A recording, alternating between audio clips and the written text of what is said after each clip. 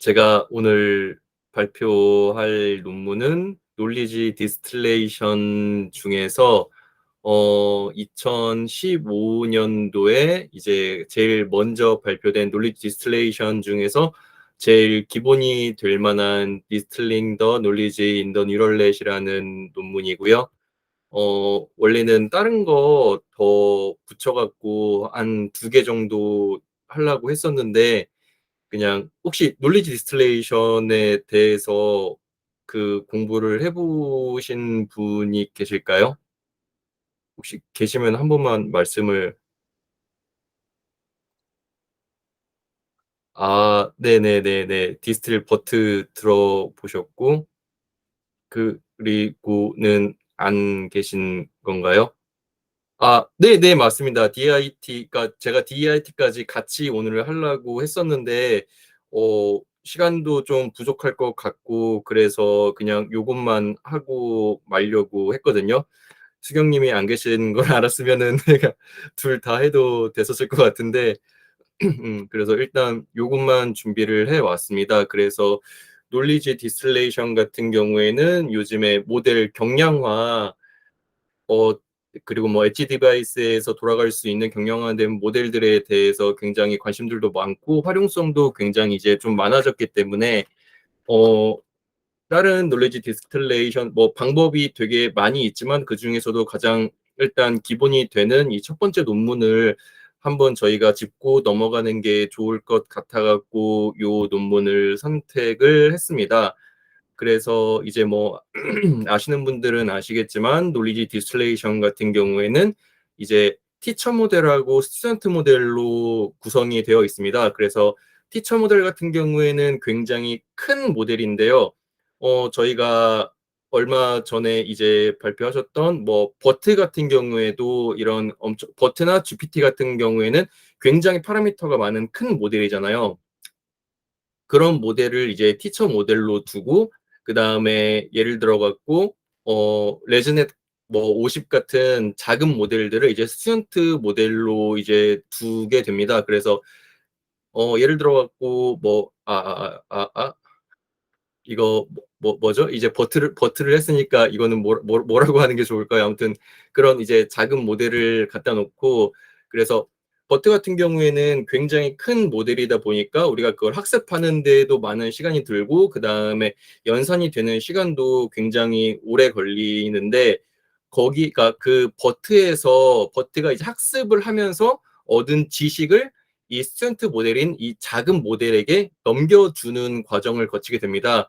그러면은 이 작은 모델은 이 큰 버트라는 모델이 학습한 그 큰 모델과 대단히 많은 컴퓨팅 능력을 이용해서 얻어낸 지식을 손쉽게 받아올 수 있고, 그 받아온 지식을 이용해 갖고 물론 티처 모델만큼의 성능은 나지 않지만 티처 모델에 준하는 성능을 내면서도 티처 모델보다 훨씬 작고 가볍고 빠른 모델을 저희가 생성해 내는데 의의가 있는 방법입니다. 그래서 일단 논리 디스틸레이션이라는 거 지식 증류라고 하는데요. 그러니까 지식 증류를 왜 하냐고 물어보신다면은 뭐 아까 설명드린 이유와 더불어서 계속 연결돼서 말씀을 드리면은, 이제 딥러닝 모델이 너무 커서 하나의 GPU에서는 이제 학습이 힘들고, 저희가 뭐 그러니까 버트나 GPT 같은 경우에도 뭐 일반 개인이나 뭐 대학이나 연구소에서 하기는 이제 힘들 정도로 커져버린 모델들이잖아요. 연구하기 힘든 모델이잖아요. 그래서 그런 것도 그런 문제도 있고, 그 다음에 연산량이 많아지면은 그 추론 시간도 역시 같이 길어지기 때문에, 저희는 뭐 고객에 서비스를 할 때 고객이 질문을 했을 때 빠른 대답을 내줘야 되는데, 어, 그 추론 시간이 많이 걸리면 고객에게 빠른 대답을 해줄 수가 없기 때문에 그런 문제들도 이제 있었고, 그 다음에 예전에 중기님께서 이제 발표해 주실 때 나왔던 거, 뭐 GPU를 사용할 수 없는 환경에서도 그 딥러닝 모델이 사용이 돼야 되는데, 그런 경우에 그 작은 GPU가 없는 뭐 자동차나 아니면 모바일이나 아니면은 기계에서 돌아가고 있는 공장에서 돌아가고 있는 기계들 같이 이제 GPU를 활용할 수 없는 곳에서도 이렇게 딥러닝 그 모델을 활용하기 위해서 이거 논리지 디스틸레이션을 이제 활용을 하게 됩니다. 그런 이유로 이제 경영한 모델을 자꾸 만들려고 저희가 노력을 하는 거고요. 어, 그래서 이걸 왜 많이 쓰냐면 뭐 어차피 계속 같은 얘기가 조금 계속 반복될 것 같은데 저번에 예수님께서 발표해 주신 것 중에 버트 모델 여러 개를 앙상블을 해갖고 사용한 모델도 있었잖아요. 그런 경우에는 하나의 버트만 사용하는 게 아니라 여러 개의 버트를 사용하게 되는데 역시 이도 마찬가지로 여러 개의 버트를 사용하려고 하다 보면은 시간도 많이 들고 컴퓨팅 능력도 많이 필요하고 메모리도 많이 필요하고 그게 전부 다 비용하고 연결이 되기 때문에 어, 거기에 그 많은 파라미터를 이용을 해갖고 어떤 추론을 한다면은 역시 연산 속도도 많이 느려지고 그래서 이렇게 여러 개의 버트를 앙상블한 결과를 작은 모델에다가 그 지식을 전수해서 그 작은 모델로도 그렇게 여러 개의 버트를 앙상블해서 만든 모델만큼 좋은 성능을 낼 수 있게 만들 수도 있고 그 다음에 만약에 우리가 그렇게 버트 모델 여러 개를 같이 돌릴 수 있는 컴퓨팅 능력이 되지 않는다 그러면은 버트의 초기 값을 계속 바꿔주면서 하나의 버트를 이제 만들어내고 그러니까 하나의 버트를 학습시키고 두 번째 버트를 학습시키고 세 번째 버트를 학습시키고 해서 그 첫 번째 학습된 모델의 이제 경영학 모델을 만들어낼 수 있고 두 번째 학습시킨 모델의 경영학 모델을 만들어낼 수 있고 뭐 이런 식으로 만약에 8개의 버트 모델을 우리가 앙상블하고 싶다 그러면은 8번의 초기값이 다른 8번의 버트 모델을 다 만든 다음에 그것들을 이제 작은 모델로 만들어서 그 작은 모델 8개를 앙상블해갖고 어떤 결과를 도출해낼 수 있는 방법에서도 우리가 이 논리 디스틸레이션을 사용할 수 있을 것입니다. 뭐 그리고 이렇게 이런 방법론이 나오게 된 이유는 이제 버트나 GPT 같이 이렇게 엄청나게 거대하고 굉장히 높은 성능을 낼 수 있는 모델들이 만들어졌기 때문에 저희가 항상 그렇게 대단히 높은 정확도를 내야만 하는 모델만 필요한 거는 아니잖아요. 그래서 뭐 이제 이 그러니까 논리 디스틸레이션에 대해서 최근 논문들까지 쭉 팔로우를 하신 분들은 다 아시겠지만 사람들이 어떤 모델을 많이 썼을까를 이제 조사해 본 결과가 있습니다. 그래서 우리가 뭐 버트나 GPT 같이 굉장히 크고 성능이 좋은 모델들도 있지만 지금도 굉장히 많은 사람들이 레즈넷 같은 되게 그런 초거대 AI에 비하면 굉장히 작은 모델들을 이용해서 사람들에게 서비스를 제공하고 있다고 이제 조사가 됐거든요. 그러니까 그것처럼 이제 무조건 큰 모델이 중요한 게 아니라 그런 모델들이 있기 때문에 그것보다 조금 정확도가 떨어지지만 우리가 제공하려고 하는 서비스에는 충분한 정도의 경량화된 작은 모델들을 이제 만들어내는 것도 이제 그런 모델들이 있기에 충분히 가능한 이제 시대가 되었기 때문에 이제 논리 디스틸레이션에 대해서 연구가 이제 좀 활발하게 이루어지고 있는 것입니다. 그리고 여기 세 번째 보이는 다양한 러닝 알고리즘들을 결합하여 사용할 수 있다라고 써 있는데 요거는 어떤 의미냐면은 이렇게 위에 걸로 여기 아까 말씀드린 것처럼 뭐 여기에는 이제 트랜스포머 모델을 사용하고 여기에는 뭐 레스넨 모델을 사용하고 뭐 이런 식으로 트랜스포머와 CNN 이렇게 두 개의 모델을 사용할 수 있거든요. 그래서 이제 프리트레이닝이 된 그러니까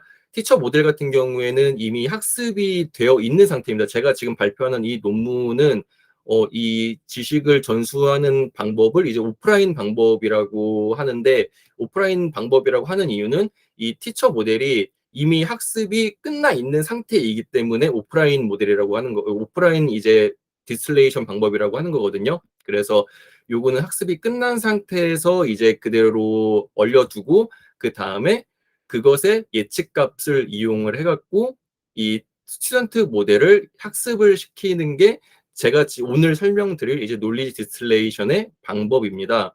근데 그러니까 다시 말씀드려갖고 여기 다양한 러닝 알고리즘을 결합하여 사용할 수 있다는 건 여기 이렇게 두 가지 그 두 가지가 여기는 예를 들어서 여기는 트랜스포머, 여기는 CNN 이렇게 각기 다른 방식의 이제 모델들을 서로 섞어서 사용할 수 있다는 점에서 요런 말이 나왔고, 그리고 섞어서 사용해 갖고 좋은 점은 저희가 이제 앙상블에서 저희가 기대했던 그런 효과들을 저런 방법을 이용해서 이런 논리 디스틸레이션에서도 그러니까 그런 효과를 똑같이라고 하기보다도 아무튼 그런 비슷한 효과를 낼 수 있다라는 이제 장점이 있어서 그것도 이제 왜 많이 쓰는지에 대한 세 가지 이유 중에 하나로 이제 넣어봤습니다.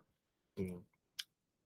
그래서 이제 아까 말씀드린 것처럼 티처 모델은 이미 학습이 끝난 엄청 거대한 모델이고, 그리고 스튜던트 모델 같은 경우에는 어, 티처 모델보다 훨씬 이제 레이어도 작고, 그리고 차원도 작아갖고 총 파라미터가 확 작아진 그런 모델이 되겠습니다.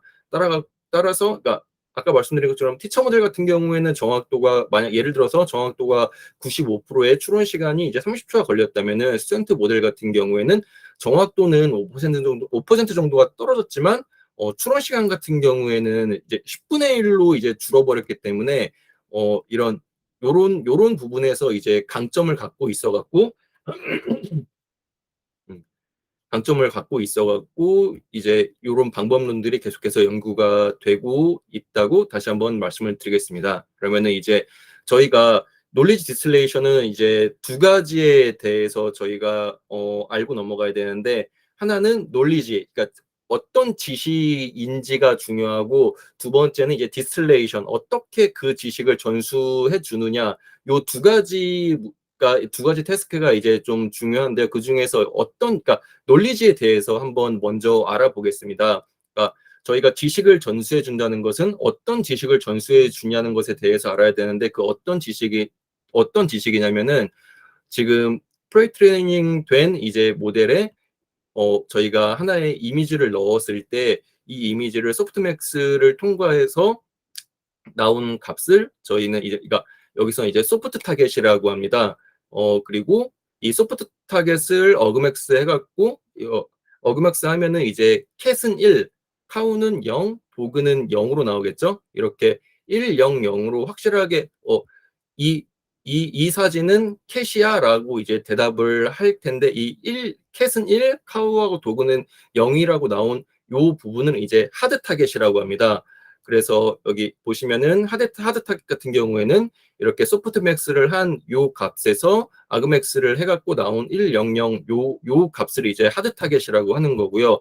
그 하드 타겟을 만들기 전에, 그러니까 어그맥스 하기 전에 이 소프트맥스 요 값을 소프트 타겟이라고 하고, 이 논문에서 이야기하는 논리지는 이 소프트 타겟 값을 이제 이야기를 하고 있는 겁니다. 근데 요 소프트 타겟을 논리지로 이용하는 이유는 이걸 보시면 지금 아시겠지만, 이 캣 같은 경우에는 이건 고양이 맞으니까 캣이 가장 높겠죠? 근데 고양이는 개하고 소 중에서 개를 더 많이 닮았잖아요.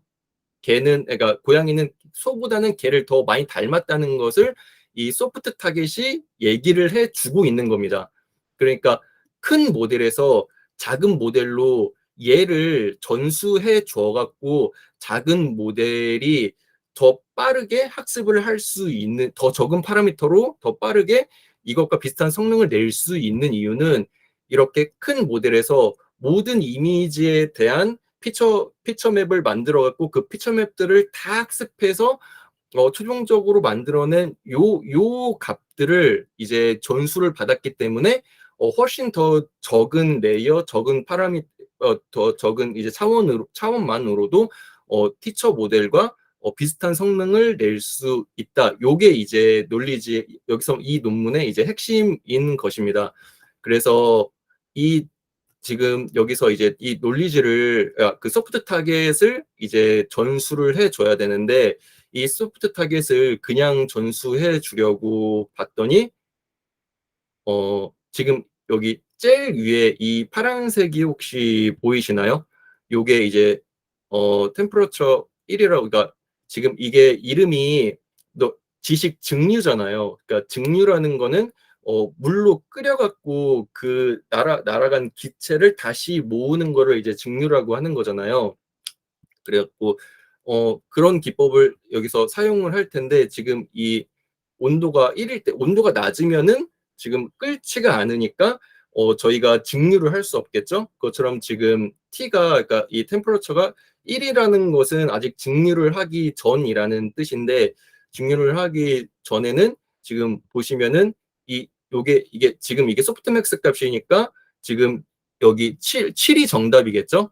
7이 정답이니까 지금 여기가 제일 높은 걸 건데, 이렇게 지금 정답은 굉장히 높은 확률을 보여주고 정답이 아닌 것들은 굉장히 이제 여기 잘 보시면 제일 바닥에 여기 파란색 선이 하나 지나가고 있는데, 정답이 아닌 확률들에는 굉장히 적은 값을 내보내주고 있어요. 그러니까 이거를 그냥 이대로, 이 소프트맥스 값을 그냥 이대로 사용하면은 하드 타겟을 사용하나 소프트 타겟을 사용하나 큰 차이가 나지를 않습니다.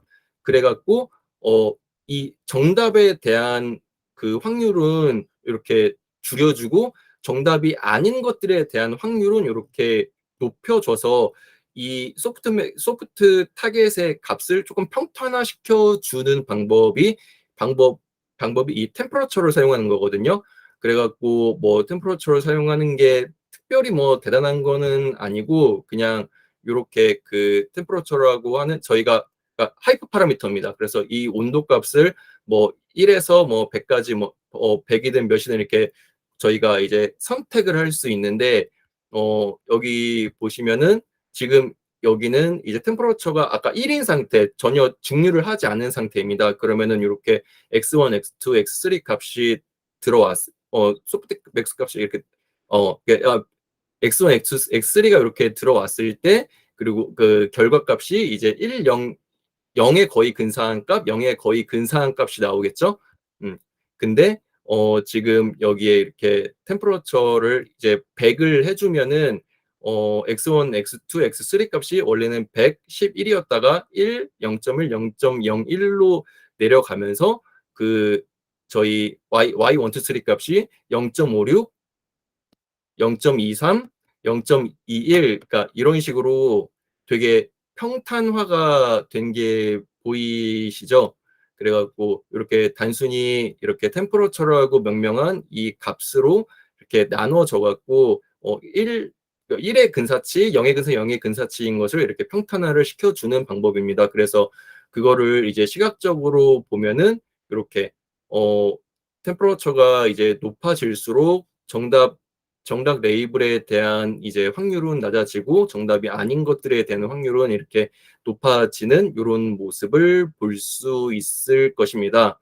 음, 그래서 이렇게 이제 평탄화를 조금 시켜갖고 널리지를 저희 사용을 할 거고요. 그 다음에 이제 널리지를 디스틸레이션 해줘야 되는데, 이 디스틸레이션 같은 경우에는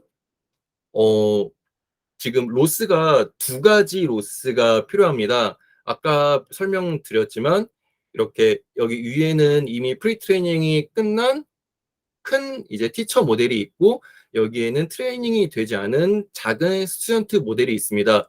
그래서 여기 인풋이 들어가는데, 인풋 X가 티처 모델하고 스튜던트 모델하고 이제 똑같은 인풋이 들어가야 돼요.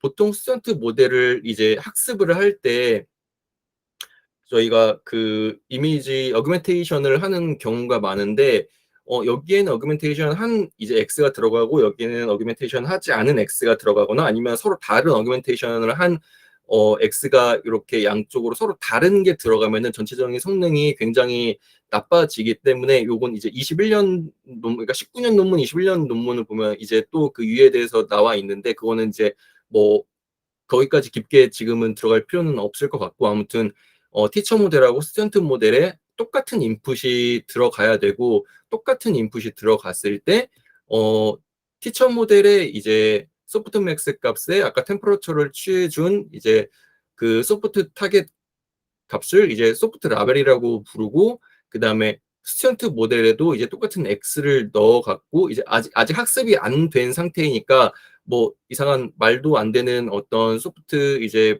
프레딕션 값이 나오겠죠. 그래서 이거 두 개의 그 지금 이게 하드 타겟이 아니잖아요. 소프트 타겟이잖아요. 요 소프트 타겟 두 개를 서로 비교를 해갖고 이 소프트 타겟 두 개의 이제 거리를 좁혀주는 로스가 하나 있는데 이거를 이제 KL 다이버전스라고 합니다. 그래서 KL 다이버전스 같은 경우에는 저희가 여기 원래 하던 거 있잖아요. 원래 하던 거 그라운드 트루 이제 진짜 라벨 값이 있고 어, 그리고 이제 학습이 되지 않은 스튜던트 모델을 통해서 예측이 된 하드 프레딕션 값이 있을 때 요 두 개에 대한 차이를 저희가 이제 차이에 대한 로스 값을 구해야 되는데 이때는 이제 크로스 엔트로피를 사용을 하고 있습니다. 크로스 엔트로피를 사용하고 이거는 그러니까 1000 값이고 이것도 1000 값이니까 크로스 엔트로피를 저희가 사용을 하는데 이거 0점 몇, 0점 몇, 0점 몇, 0점 몇, 이것도 0점 몇, 0점 몇, 0점 몇, 0점 몇 이런 되게 많은 피처에 대한 이제 값들이 여기에는 이제 있으니까 요거의 로스를 줄여주는 걸 KL 다이버전스라고 하는데요. 여기 보시면 이렇게 케이블 L 다이버전스, 그러니까 이쪽이 이제 디스틸레이션 로스 요거를 구하는 값이고요. 그 다음에 여기 크로스 엔트로피 값을 구하는 요 값이 여기에 있는 로스 값을 구하는 값입니다. 그래서 여기에 로스 값이 역전파가 되고 여기에 있는 로스 값이 이렇게 역전파가 되면서 이제 스튜던트 모델에서 역전파가 되는데 요 두 개 값이 그냥 이렇게 합쳐져 갖고 두 개 더하기 되어 갖고 역전파 되고 그 다음에 다시 또 이렇게 학습이 진행되고 다시 두 개의 로스 값이 역전파가 되면서 여기서 또 학습이 일어나고 또 순전파가 되고 이런 방식을 반복하면서 이제 티처 모델의 지식을 스튜던트 모델이 따라가면서 이제 배우게 되는 것입니다.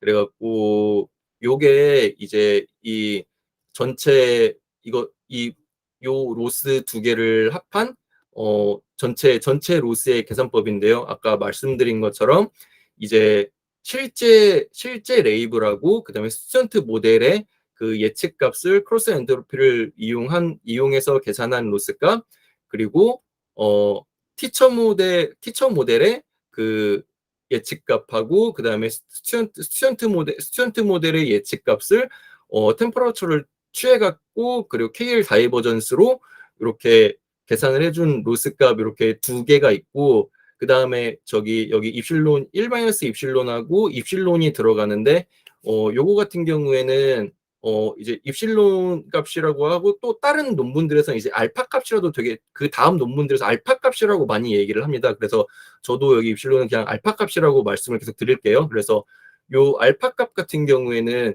여기는 1 알파가 아이고 들어가는데 요 밑에 보시면은 지금 다양한 커뮤니티에서 이제 보시면은 이 알파 값은 0.1 그다음에 템퍼러처는 12 일반적으로 이제 성능이 잘 나온다고 하는데 이 알파 값이 0.1이라는 거는 요 지금 크로스 엔트로피를 취한 요 값이 이제 1-0.1이니까 이게 0.9고 그다음에 여기에는 그냥 알파 값이 들어가는가 0.1의 가중치를 준다는 거잖아요. 그러니까 여기는 0.1의 가중치, 여기는 0.9의 가중치이다 보니까 이 로스 값에 더 많은 가중치를 부여해서 학습을 한다는 말이잖아요. 근데 이게 왜 그런지는 여기에는 안 나와 있고 이 다음에 21년 논문 보시면은 이제 나와 있는데 이제 사람들이 연구를 했어요. 과연 지식 증류라는 게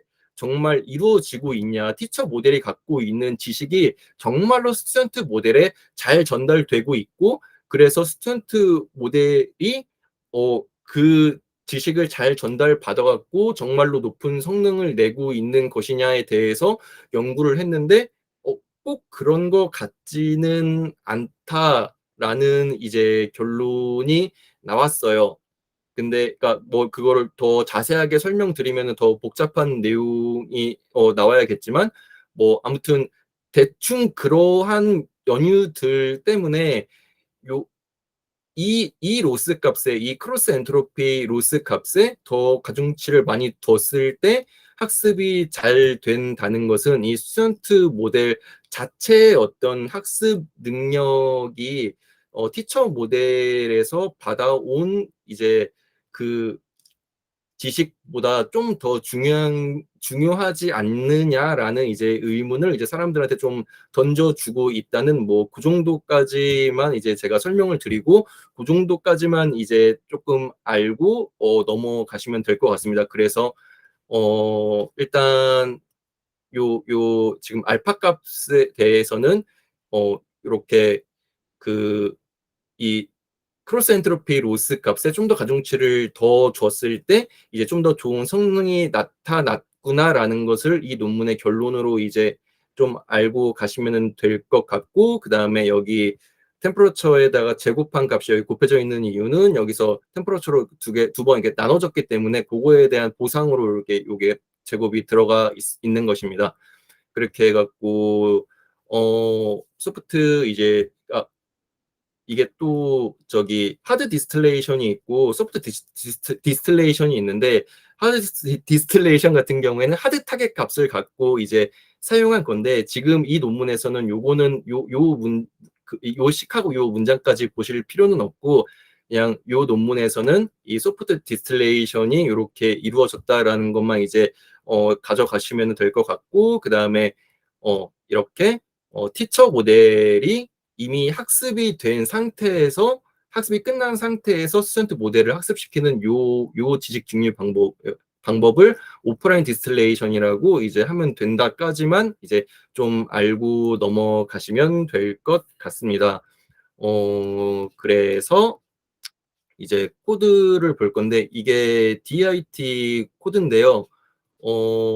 지금 보시면은 여기 로스에 대해서만 한번 보고 넘어가면 될 것 같습니다. 그래서 여기 소프트 디스틸레이션이 있는데, 여기 지금 KL 다이버전스라는 요거를 이제, 그러니까 디스틸레이션 로스는 KL 다이버전스를 이용해 갖고 여기 지금 템퍼러처로 이렇게 나눈 거 이거 보이실 텐데요. 그래 갖고 지금 티처 모델에서 나온 값하고 그 다음에 스튜던트 모델에서 나온 값을 이제 템퍼러처로 나눠 갖고 그 다음에 로스프트맥스 하고 뭐 해서 어 여기 T 나눠준 거 이제 곱해주고, 그 다음에 거기다가 이제 알파 값을 이렇게 디스틸레이션 로스에다 알파 값을 곱해준 거 더하기, 그 다음에 이게 아까 보셨던 그 크로스 엔트로피 로스거든요. 거기다가 1 마이너스 알파 값 이렇게 곱해갖고